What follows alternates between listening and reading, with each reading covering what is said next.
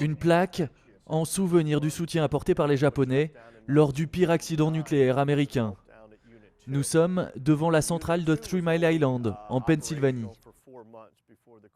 C'est ici que le 28 mars 1979, à 4 heures du matin, un défaut du système de refroidissement provoque la fusion partielle d'un des réacteurs et des rejets radioactifs dans l'atmosphère.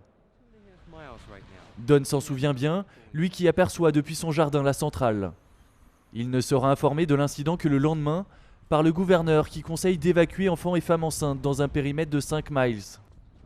Finalement, comme lui, 140 000 personnes abandonneront leur domicile pendant une dizaine de jours.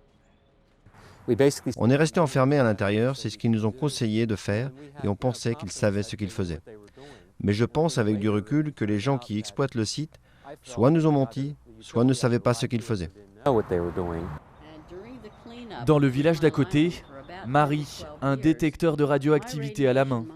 Depuis l'accident, elle est devenue militante antinucléaire. 32 ans qu'elle collecte et rassemble tous les indices démontrant les dommages collatéraux comme ces légumes difformes ou encore ces animaux atrophiés. Je pense que cela en est bien la meilleure preuve, car quoi d'autre causerait ça?